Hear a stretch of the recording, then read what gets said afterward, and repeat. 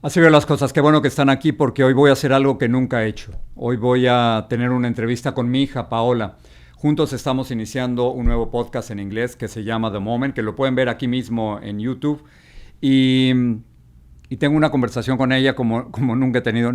No entiendo cómo después de 40 años como periodista nunca habíamos hecho esto, pero la entrevista con mi hija Paola en un momento. Tenemos que comenzar con las noticias, sin embargo, y las noticias tienen que ver con el presidente de los Estados Unidos, Donald Trump, que llegó a Gran Bretaña para su segunda visita de Estado. Esto es único, nunca antes había ocurrido que un presidente de los Estados Unidos tuviera dos visitas de Estado. La primera ocurrió durante su primera presidencia en el 2019 y la segunda esta, por supuesto, en el 2025, junto con su esposa Melania Trump. Digamos que esta es la parte honoraria, la parte positiva del viaje. Lo que pasa es que opositores al presidente de los Estados Unidos han puesto fotografías de su imagen junto con la de Jeffrey Epstein también sobre el castillo de Windsor. Y esto, por supuesto, ha causado mucha molestia por parte de la Casa Blanca y por varios de los organizadores que querían que la visita del presidente Trump fuera todo positivo y nada negativo. Hasta el momento hay 4 personas que se encuentran arrestadas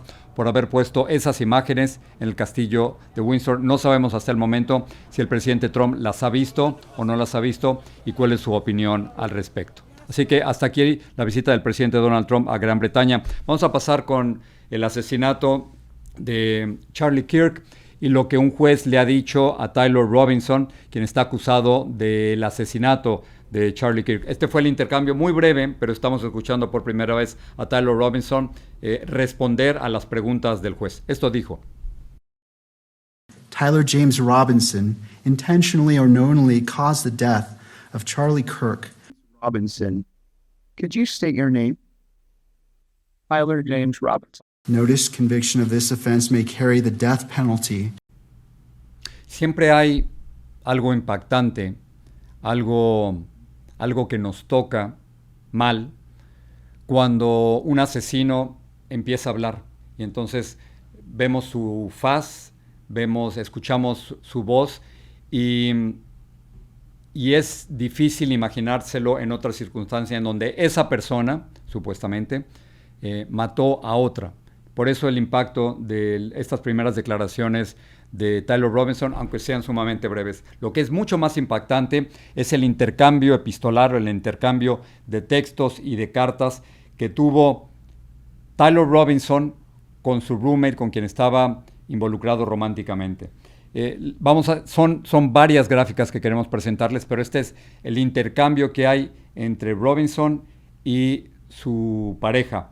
La primera dice lo siguiente: deja todo lo que estás haciendo y mira debajo del teclado. Se refería al teclado de su computadora y debajo de la computadora había esta carta que decía: tuve la oportunidad de matar a Charlie Kirk y la voy a aprovechar. Durísimo. Aquí está reconociendo lo que había hecho. El roommate dice: ¿qué? Estás bromeando, ¿verdad? Estoy bien todavía, mi amor, pero tengo que quedarme en Orem un rato más. No debería faltar mucho para que pueda volver a casa, pero aún tengo que recoger un rifle. Para ser sincero, esperaba mantener esto en secreto hasta morir de viejo. Siento involucrarte. Tú no fuiste el que lo hizo, ¿verdad? Le preguntan. Sí, lo siento. Está confesando aquí. Pensé que lo habían atrapado, dice el roommate. No, agarraron a un viejo loco y luego interrogaron a alguien con una ropa similar. Tenía planeado recoger mi rifle de mi punto de entrega poco después, pero la mayor parte de este lado de la ciudad parece que quedó cerrada. Roommate, ¿por qué lo hiciste? Sí, yo estaba harto de su odio. Hay odios con los que no se puede negociar. Si logro agarrar mi rifle sin que me vean, no habré dejado ninguna evidencia. Dice, ¿cuánto tiempo llevas planeando esto? Le pregunta el roommate. Un poco más de una semana, creo. Puedo acercarme, pero hay una patrulla estacionada justo al lado. El Robinson le dice, borra esta conversación. Desde luego que no la borró. Y termina Robinson diciendo lo siguiente: por favor, no hables con los medios, no aceptes entrevistas ni hagas comentarios. Si algún policía te hace preguntas, pide un abogado y guarda silencio. Impresionante. Aquí está confesando Tyler Robinson que él fue el culpable del asesinato de Charlie Kirk. Y la conversación continúa en todos los Estados Unidos sobre la violencia política. Y cuando ocurre esto, generalmente es el presidente de los Estados Unidos o los expresidentes quienes tratan de unir al país, de reconciliar al país. Y en este caso le ha tocado al expresidente de los Estados Unidos, Barack Obama, expresar su punto de vista, decir exactamente qué es lo que está pensando. Primero, el expresidente Barack Obama habla sobre Charlie Kirk, sobre la tragedia de la muerte de Charlie Kirk, y dice que él tenía ideas que estaban equivocadas. Esto dijo el expresidente Obama. Obviously, I didn't know Charlie Kirk. I was generally aware of some of his ideas. I think those ideas were wrong. But that doesn't negate the fact that what happened was a tragedy and that I mourn for him and his family. Muy importante, porque son las dos ideas, y creo que el expresidente Obama hace bien en parar los aplausos, porque dice, tenía ideas equivocadas, que él no estaba de acuerdo con muchas de sus ideas, pero esta es una tragedia, es un duelo de su familia y esto jamás debió haber ocurrido. Muy bien, estas son las primeras declaraciones del expresidente Barack Obama. Pasamos a las segundas declaraciones, en donde trata de hacer una distinción entre lo que él piensa y lo que debería ser el presidente de los Estados Unidos, Donald Trump. Una vez más, Barack Obama. When I hear not just our current president, but his aides, who have a history of calling political opponents vermin, enemies, who need to be targeted, that speaks to a broader problem that we have right now. And something that we're going to have to grapple with, all of us.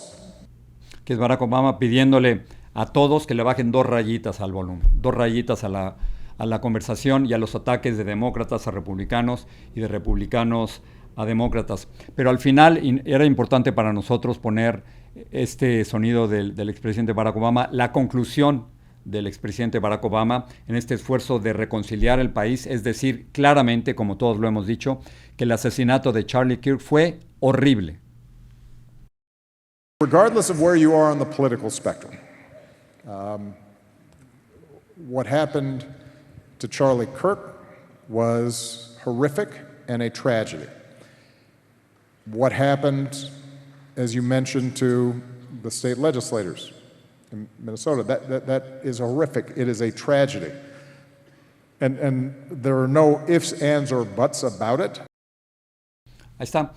Es decir, no solo el asesinato de Charlie Kirk, sino el asesinato de otras figuras políticas, como la representante estatal de Minnesota, son una tragedia y son horribles. Y esta es la misma posición que hemos tomado desde un principio. La violencia política jamás debe ser aceptada, independientemente de dónde venga, y hay que denunciarla una y otra vez.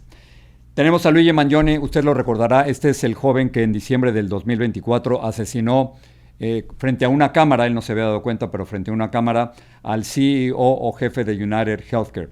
Bueno, hay nuevos esfuerzos para tratar de reducirle los cargos en su contra. Un juez ha decidido que no todos los cargos van a ser considerados. Está acusado, por supuesto, de la muerte de este ejecutivo, por una parte, pero por la otra, a las afueras de la corte, continúan los esfuerzos para liberar a Luigi Mangione, algo que será prácticamente imposible, ya que está acusado del asesinato de este ejecutivo. Hasta el momento hay un esfuerzo para recaudar fondos legales para que Luigi Mangione tenga una mejor protección legal, tenga mejores abogados, y han recaudado hasta el momento $1,5 millones por la liberación de Luigi Mangione.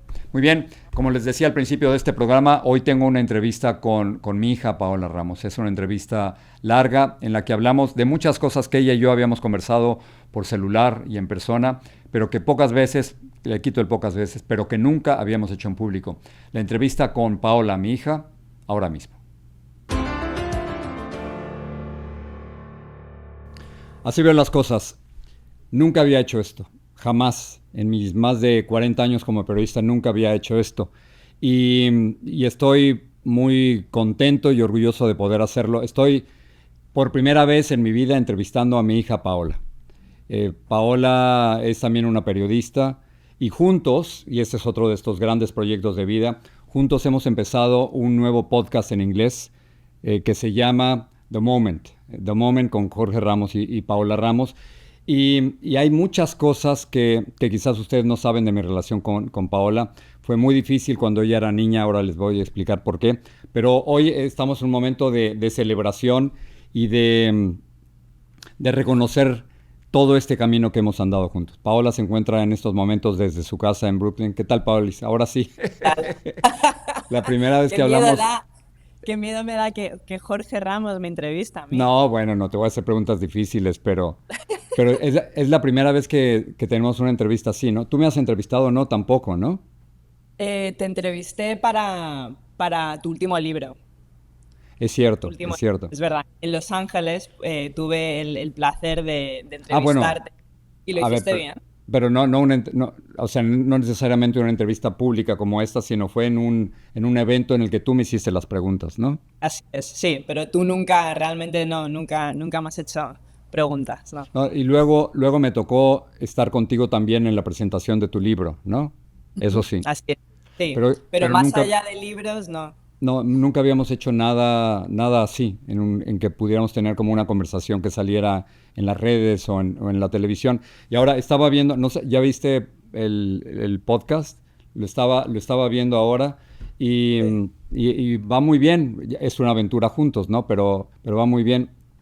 Eso Es una aventura. sí, Sí, a ver, y poder, nunca lo hemos hecho juntos, nunca hemos tenido este tipo de conversaciones también en en inglés. inglés sobre todo. Que a mí siempre Yo me para cuesta más mí, trabajo, ¿eh? Siempre es más complicado porque no puedo expresarme exactamente igual que en español. y a mí me pasa al revés.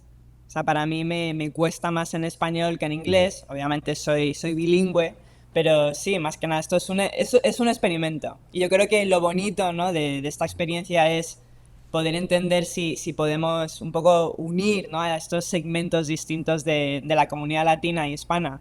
Sí, si nos pueden escuchar a los dos.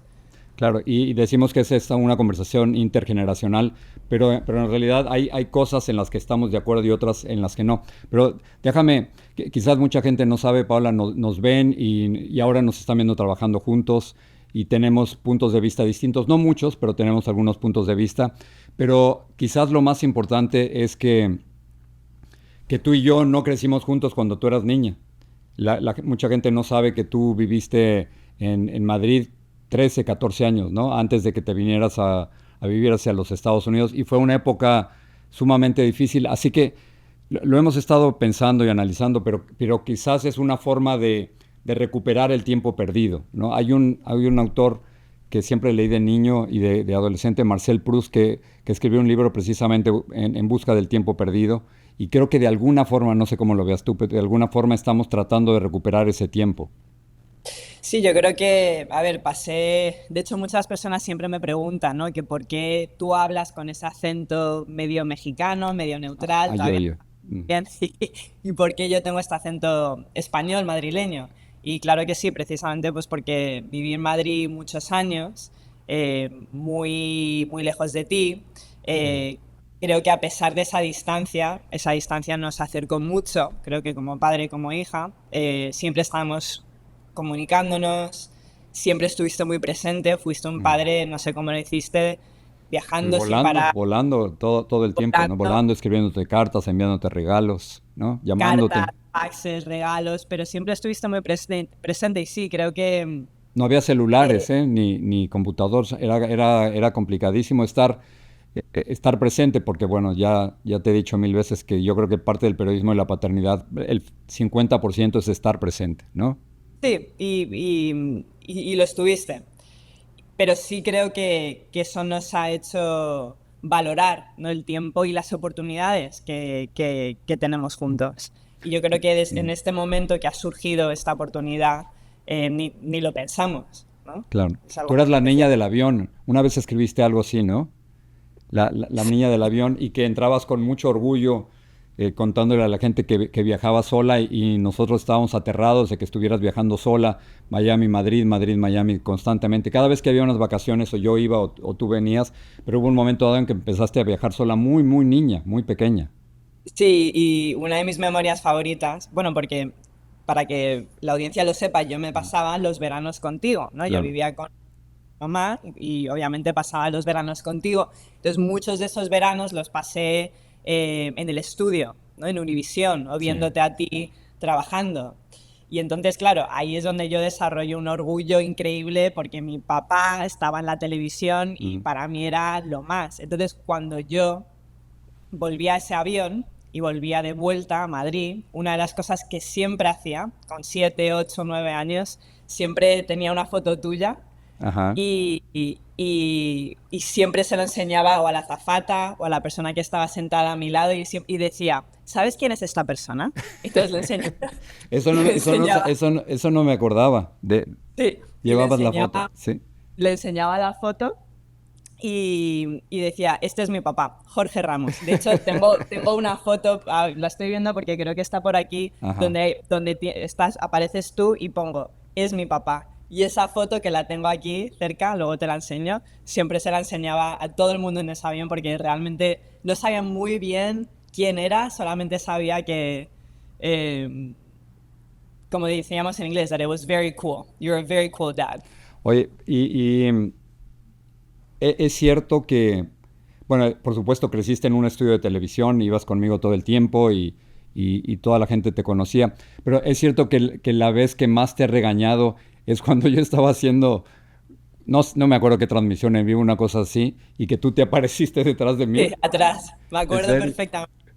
Me acuerdo igual de dos cosas en ese estudio. Una, Ajá, que una de mis cosas favoritas, mi actividad favorita era estar en el control room cuando tú sí. estabas haciendo el noticiero y Y hablarme, hablándote. ¿no? Con el IFE que traigo puesto Y te aquí, sí. hablaba con el IFB cuando tú estabas en tus breaks. Ujú. Y cuando tú me hablabas era como lo más. Luego también tú y yo teníamos un truco. A ver. Cuando tú estabas haciendo el noticiero siempre tenías una pluma y me decías, Ujú. si hago así o asá, es que es una señal para ti. Igual, me parecía lo más. Es Pero sí, cierto, es cierto, te enviaba señales al final del noticiero porque no puedo decir, y ahora quiero enviarle un saludo a Paola, un beso, un abrazo. sí. Y entonces, es cierto, entonces sacaba la pluma y era la señal, decía, hola, muy buenas noches, o hasta mañana, lo que sea, y mostraba la pluma. Yeah. Y luego sí es verdad que te enfadaste conmigo, que no eres una persona que regañas mucho, No, realmente ni me enojo, no, ni no te tampoco. enojas mucho, no, pero sí te enfadaste ese día porque que recuerdo que estabas en el noticiero y yo Mm. tendría unos 7 años, entonces me pasé saltando atrás. Bueno, claro, Sí, y entonces no era profesional, yo estaba apenadísimo de que pasara. Creo que fue la única vez que lo hiciste, a partir de sí, entonces, no, nunca más, sí. nunca más. Curioso que digas que no me enojo, porque en general, de verdad, no me enojo y la gente no comprende que son esas dos partes. Como en varias entrevistas me toca enfrentar a los que estoy enfrentando, con los que estoy conversando, mucha gente cree que constantemente me estoy peleando con todo el mundo y no es exactamente lo opuesto. En mi vida personal trato de evitar la confrontación lo más posible y tú Lo sabes eso, más. ¿no? Claro. Sí, es lo más curioso, que yo creo que, claro, o sea, tu vida entera, tu trabajo, Ujú. está completamente dedicado a ser una persona pública, a ser una persona que millones de personas te hemos visto pelear con dictadores, con presidentes. Y entonces, claro, una de las cosas tuyas es que eres una persona bastante reservada, una persona Sí, muy calmada, sí, una persona que le gusta la paz y el silencio. Y eso es, sí, yo sí, creo sí, que de sí. las cosas que cuando alguien te conoce por primera vez, yo creo que a todo el mundo le impacta ese contraste, ¿no? Que realmente eres una persona que aprecia ese Es silencio. que sí, yo creo que soy, bueno, no diría silencioso, pero sí introvertido. Y yo creo que en los medios de comunicación eh, muchas veces existimos personas que somos introvertidas y que salir Es al verdad. aire, hablar públicamente cuesta trabajo y tienes que hacer un esfuerzo por salir y hablar al aire.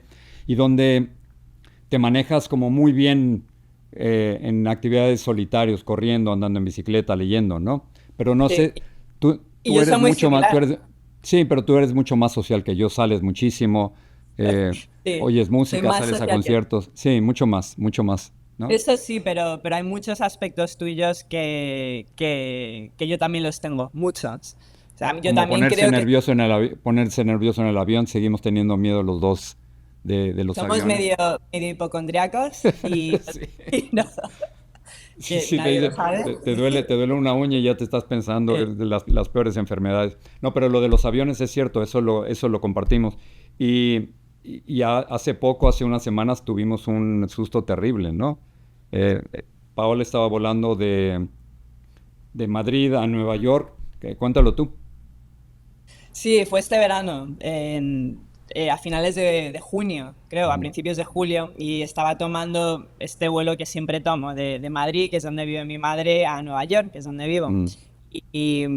Fue un vuelo muy bueno, el sol estaba ahí, o sea, no había nada de turbulencia, un día espectacular, y de repente ya llevábamos 4 horas en este avión y de repente se escucha algo, como un ruido muy que realmente era muy alarmante, o sea, no sabía exactamente lo que estaba pasando, pero algo estaba pasando y en ese momento me acuerdo que te mandé a ti un mensaje, Sí, porque sí, tú estabas si eres, conectado con el wifi del avión, ¿no? Yo tenía el lo wifi de la recibí aquí. y Ujú. te dije, y en esos momentos de turbulencia de los aviones sé que si hay alguien que va a entretener mi paranoia, eres tú, eres la única persona en la familia Que siempre te digo, que no pasa nada, tranquila, no pasa nada. siempre me dices, no pasa nada. Y en ese momento me dijiste, no pasa nada, no es nada, es turbulencia. Y te dije, no, papá, algo está pasando en este avión y no sé lo que es. Y de repente en ese momento el wifi se acabó, eh, no me pude conectar, la electricidad se apagó en el avión, las teles se apagaron y el avión realmente empieza como a bajar, porque como te dije, algo estaba pasando y hubo ahí 20, casi 30 minutos en el que el piloto no nos habló, porque no nos dio ningún tipo de información, nadie sabía exactamente lo que estaba pasando. Y hubo 5 minutos en los que pensé que tal vez íbamos a acabar o no bien o en el mar, o sea, realmente. Y además Y lo duro, Paola, para mí como papá, bueno, claro, tú estabas viviendo esa experiencia terrible de que a lo mejor el avión se caía porque perdió uno de los motores, pero tú me estabas texteando simultáneamente al mismo tiempo de lo que estaba ocurriendo y yo estaba realmente aterrado, porque aunque te decía que no pasaba nada, pero estaba aterrado de lo que me estabas contando y de que efectivamente el avión estaba perdiendo energía, perdiendo electricidad, perdiendo altitud y que me estabas contando todo mientras ocurría. Y luego lo que pasó es que después, al bajar de los 10.000 pies de altura, perdieron el wifi y durante muchos minutos no sabía qué había pasado con ese avión. Y finalmente aterrizaron en una base militar en medio del Atlántico, ¿no? sí, exacto, sí, y eso nunca me había pasado, o sea, nunca había estado en una situación donde realmente entendí que no tenía ningún tipo de control. O sea, que realmente no podía controlar lo que iba a pasar. Y sí, hubo unos minutos en los que te mandé un mensaje a ti, a mamá, y no Pero nos despedimos. pero sí Fue pensaste dramático. que te ibas a morir. No lo sé, yo creo que eso es el miedo, que no sabía, o sea, Mm. no sabía exactamente lo que estaba pasando y no tenía la certeza de saber que íbamos a aterrizar.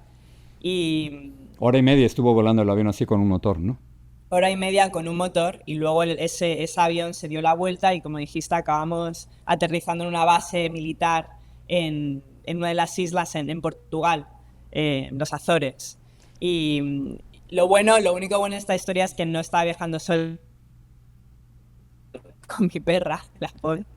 Y, y nada, aterrizamos bien. ¿Está Dida ahí contigo? Sí. A ver, ¿Sabes? a ver, vamos a conocer a Dida. Ahí está.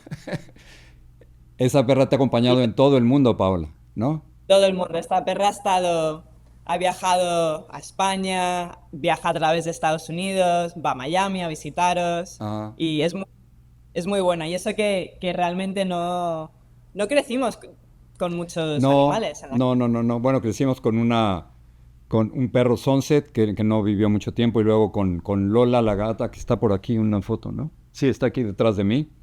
Ahí sí. está, sí, detrás del hombro.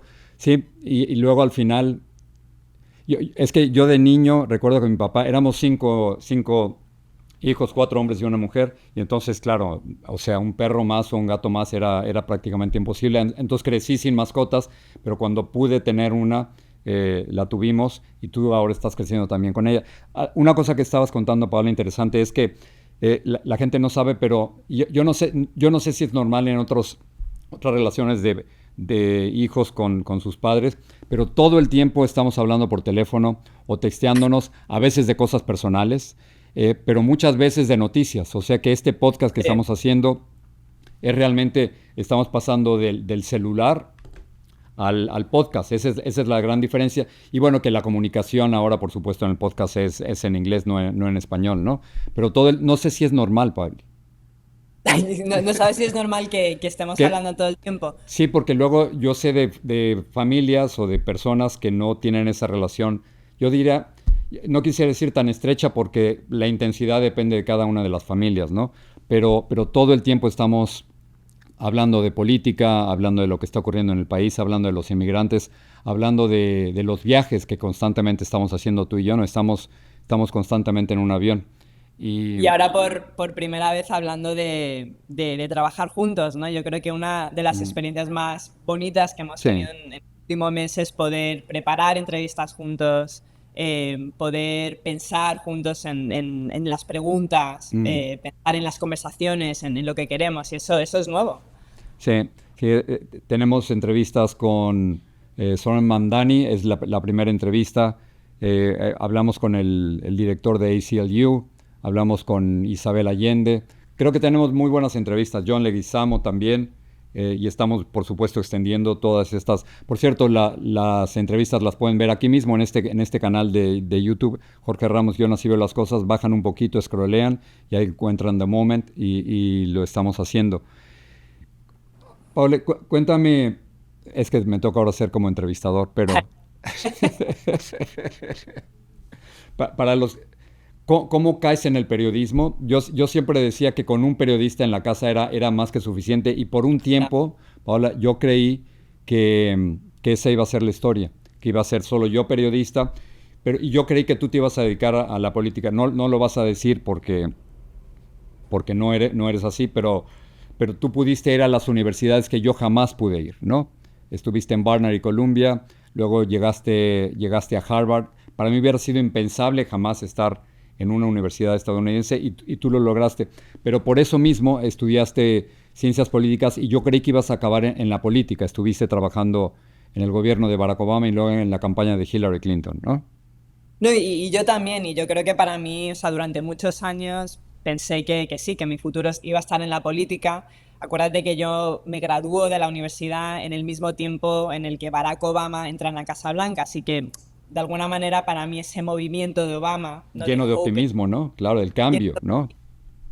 Un movimiento en el que realmente se centraba en movilizar a esa coalición multicultural. O sea, yo me creí mucho ese mensaje y es realmente lo que me inspira, ¿no? A mudarme a Washington, a entrar en la política y a ser parte de alguna manera de ese movimiento. Eh, yo realmente me sentí muy conectada a la política hasta el 2016. O sea, en el 2016, acuérdate que yo igual acabo trabajando en el departamento de comunicaciones para Hillary Clinton. Yo creo que esa campaña y ese año cambió a todo el país y a mí en particular también, ¿no? Yo creo que es una ¿Por qué? campaña, ¿Qué pasó ahí? pues porque era una Personalmente. campaña en la que la teoría era que el votante latino, ante una figura como Donald Trump, independientemente de si era republicano o demócrata, ¿no? La teoría era que los latinos íbamos a votar en unos números enormes en contra de esta figura trumpista. Y obviamente sabemos que eso no es lo que pasó. Sabemos que no solamente gana Donald Trump, sino que menos del 50% de los latinos salen a votar en esas elecciones. Y yo creo que en ese momento me di cuenta de que no podía realmente hacer las preguntas que quería hacer dentro de esa campaña. Me di cuenta que realmente, aunque me encantaba la política, quería aprender más, ¿no? Tenía la curiosidad de salirme, de estar en el campo, de estar entrevistando a las personas. Y de alguna manera, papá, eso no es que lo lleva en la sangre, pero crecí viéndote a ti hacer eso. Mi madre también es periodista, mi abuelo era periodista, y ese elemento, ¿no? De tener curiosidad Creo que el periodismo te da esa libertad, ¿no? de ver dónde te va a llevar la curiosidad. Yo creo que en la política te restringes un poco. Así que en el 2016 decidí, me fui de la política y una vez que ya entré en el periodismo, nunca he querido salirme. O Como sea tú que siempre lo has dicho, fue al hago algo que principio, estabas desilusionada de la política y encontraste, yo lo que creo es que encontraste tu voz como periodista, ¿no?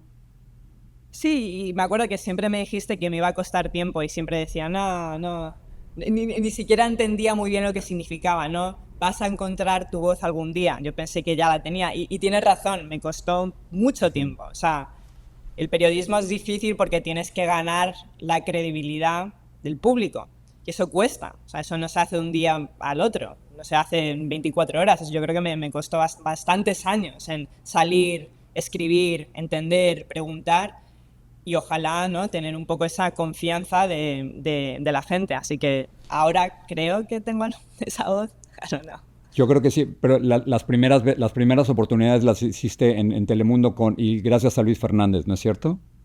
O sea, fueron las Sí, primeras veces que saliste a hablar como analista y como periodista.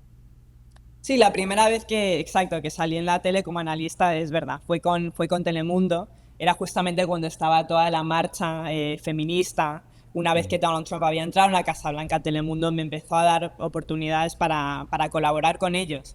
Y ya luego me metí en lo que era el mundo de Vice Media, ¿no? Vice Media era unos medios donde podíamos hacer no solamente reportajes, sino reportajes largos, ¿no? Casi estilo documental. Y teníamos el gran lujo de poder ir a algunos sitios y pasarnos 10 días con las personas reportando y haciendo este tipo de trabajo y eso creo que me cambió mucho, mucho. O sea, trabajo de campo. Una de las cosas que más me asustó es cuando te fuiste sola a Cuba con un celular y estuviste reportando ahí con yo creo, un peligro gigantesco, no solo por tu abuelo y por tu madre, sino también por mí. Y luego cruzaste una parte del Darién cuando yo sé que no coincide con lo que yo he hecho como periodista, que me ha tocado cubrir 7 guerras y varios lugares de conflicto, porque yo sé lo que es como periodista, pero cada vez que tú te ibas yo estaba aterrado, Paula. O sea, mi impulso de padre de decir, Paula, no vayas. Y el tuyo era, por supuesto, que vas a ir, ¿no? Pero no sé cómo creo que siempre me contabas hasta el final. Nunca Hasta me el decías. final. Bueno, ¿y sabes dónde lo aprendí? ¿De qué? Es que, Ah, bueno, pues sí, ya me imagino, claro. O claro, sea, no, ah, yo cuando me iba a las guerras no te lo decía faltando una semana, sino te lo decía, en el momento. sí, en el momento.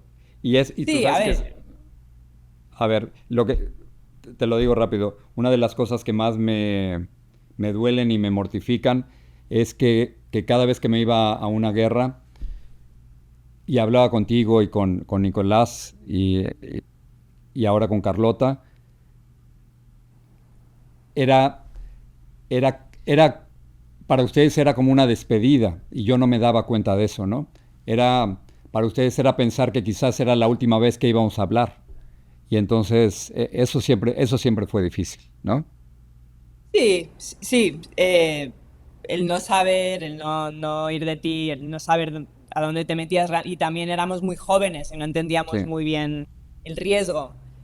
Pero también lo que aprendí, lo que hemos aprendido de ti es que a veces esos riesgos merecen la pena y con cuidado, y es lo que yo aprendí. Así que tienes razón, cuando fui al Darién, cuando fui a Cuba, cuando he ido a la frontera, cuando he entrevistado a miembros de distintos carteles, te Mm. lo digo al final, pero entiendo Sí, al que final, cuando te fuiste al norte de México, yo estaba aterrado, imagínate. entiendo que estas historias, si se hacen con cuidado, merecen la pena y luego realmente nosotros tenemos el privilegio de muchas veces de salir de esas situaciones, ¿no? Sí. Hay muchos periodistas locales que no, que se quedan ahí. Así que eso también siempre lo tengo en cuenta. Luego, no sé cómo te identifiques. Siempre cuando yo me identifico, digo soy inmigrante y me sigo sintiendo como inmigrante. Y luego, por supuesto, como periodista independiente. Pero has escrito 2 libros, yo sé que traes en la cabeza un tercero. Primero sobre esta revolución Latinx, que utilizaste el término Latinx, a pesar de que has...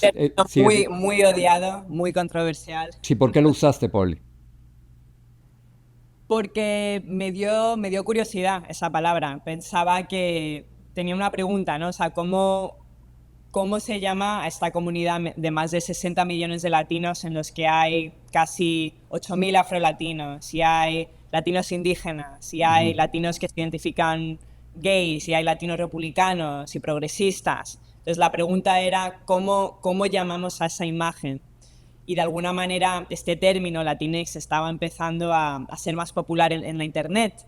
Entonces pensé que era una buena excusa para un poco ver a esos segmentos de nuestra comunidad de los que casi nunca hablamos, ¿no? De los que se olvidan. Y eso es lo que me dio mucha curiosidad. Lo curioso es que este término Latinx se ha convertido en uno de los términos más odiados en la política. Que nadie se quiere llamar Latinx, ningún latino hispano se quiere llamar No, Latinx, o un porcentaje pequeñísimo, ¿no? un Era una forma porcentaje. de aceptar la diversidad, yo lo entendí así como un abrazo a la diversidad.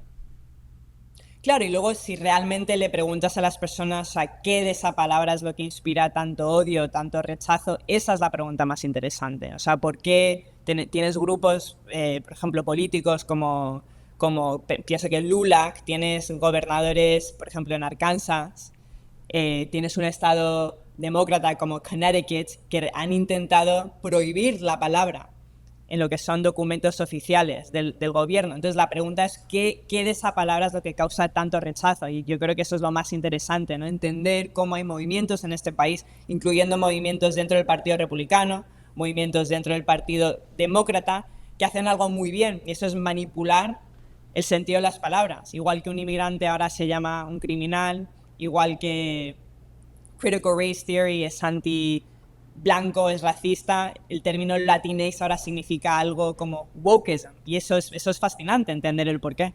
Luego, en tu segundo libro, predices, como pocos, que el voto latino se va a ir hacia la derecha y les llamas defectors, ¿no? Los desertores. ¿Qué notaste qué notaste entre nosotros? ¿Qué estaba cambiando? Que los hizo, a pesar de las críticas de Trump a los latinos y a los inmigrantes indocumentados, que los hizo irse a la derecha. ¿Qué notaste? ¿Qué tocaste? Bueno, muchas cosas. Si tú piensas cuando tú llegas a este país al finales de los años 80, ¿no? Lo distinto y cómo hemos cambiado. Cuando tú llegas a este país, cuando tú te conviertes en el periodista que eres, tú estabas hablando a una comunidad latina en el que la identidad de inmigrante era algo muy fuerte, era algo que nos unía a todos, ¿no? Era algo que nos vinculaba a todos. Y si entendemos cómo hemos cambiado y cómo hemos evolucionado como comunidad, estamos hablando de una comunidad en la que la tercera generación de latinos es la que más está creciendo.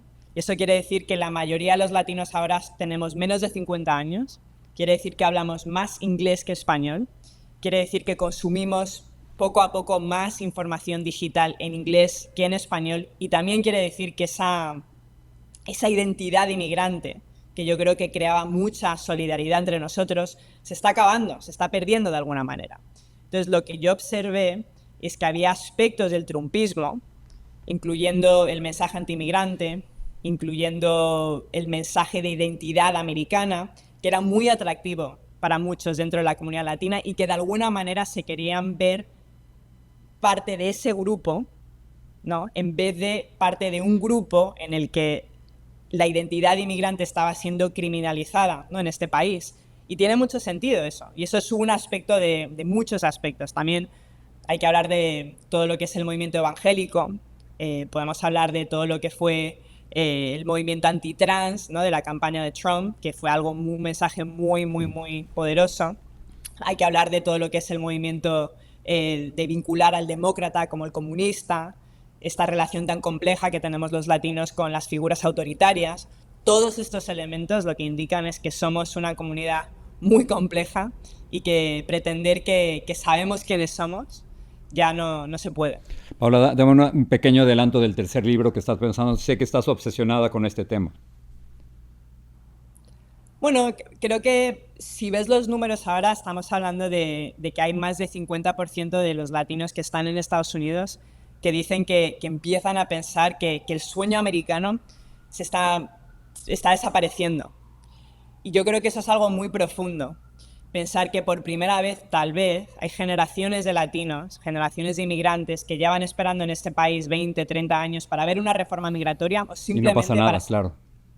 Y no pasa nada, pero más allá de la política, yo creo que hay muchos latinos que son americanos, que se sienten americanos, pero que aún siguen pensando que no son bienvenidos en este país. Entonces la pregunta es, ¿qué pasa?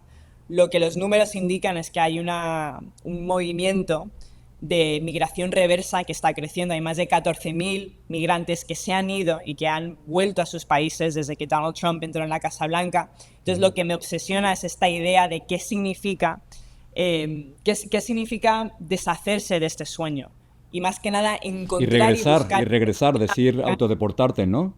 O regresar. Autodeportarte o irse. Y la pregunta es si hay algún tipo de liberación en ese proceso. O sea, si hay personas que se sienten de alguna manera liberadas, ¿no? De deshacerse de ese sueño americano y qué significa tal vez encontrar ese sueño americano en otros países. Y me parece... Sí, me obsesiona esta idea de lo que significa volver a un país y redescubrirlo. Y cómo se siente uno. Así que no sé si es un libro, pero es una idea que tengo. Vale, tenemos un montón de cosas que hacer y tú también. Pero antes de irte, quería preguntarte, hay cosas en las que no estamos de acuerdo y quizás una de ellas tiene que ver con este concepto del sueño americano y con eso vamos a cerrar la conversación. Sí. Yo creo que es que como me funcionó a mí el sueño americano, claro, no quiere decir que le va a funcionar también a otros, pero siempre he tratado de hacer en este trabajo como periodista, asegurarme de que los inmigrantes que llegaron después de mí tuvieran y tengan las mismas oportunidades que yo tuve. Es decir, a mí me funcionó. O sea, tuve una vida mucho mejor, mucho más libre en los Estados Unidos de la que tuve antes. Ustedes pueden vivir de una mejor forma de la que yo pude vivir. Es decir, la idea del sueño americano, quizás cursi, pero en mi caso funcionó. Pero tú tienes una idea que no es la misma. No, yo creo que yo soy un producto de una familia en el cual el sueño americano funciona y funcionó y sigue funcionando. Y yo creo que lo que estamos viendo realmente es un sueño. O sea, que tú y yo podamos tener esta conversación en Estados Unidos, hablar libremente, los dos ser Y tener un periodistas, podcast y poder seguir trabajando con libertad, claro. una madre cubana. O sea, esto es el sueño americano.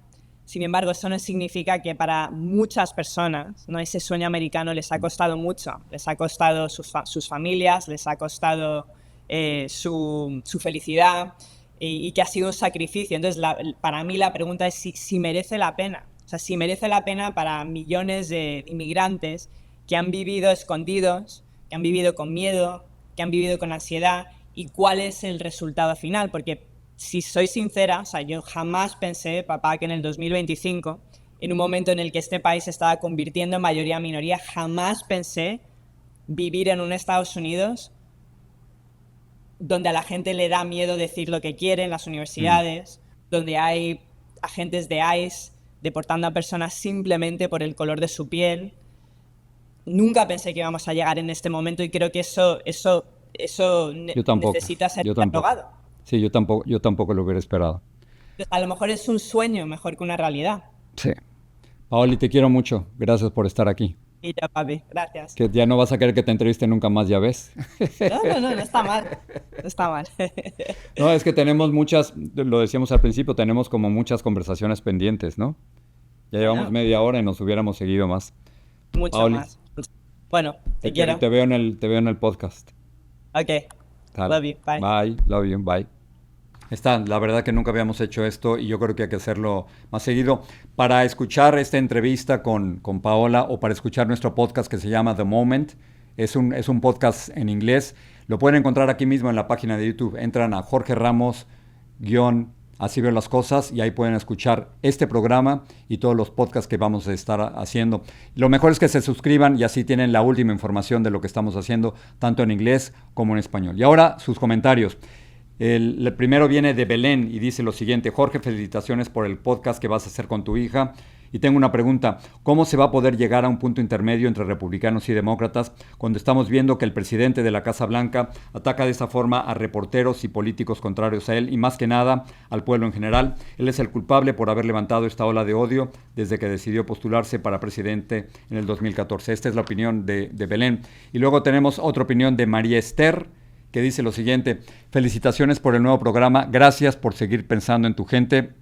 Tiene traducción al español, no me lo pierdo. Sí, efectivamente, la idea es que todas las cosas que puedan ver aquí en este canal, en Jorge Ramos Así Veo las Cosas, sean por supuesto en español, o ahora que estamos comentando y comenzando un nuevo podcast en inglés que se llama The Moment, y que ahí inmediatamente hay una forma de que sea una traducción simultánea al español. Gracias por estar con nosotros, gracias por acompañarme en un programa tan personal. Yo creo que desde que comenzamos Así Veo las Cosas, por la entrevista con mi hija Paola, es el programa más personal, y gracias de verdad por acompañarnos y gracias por confiar en lo que estamos haciendo. Así Veo las Cosas.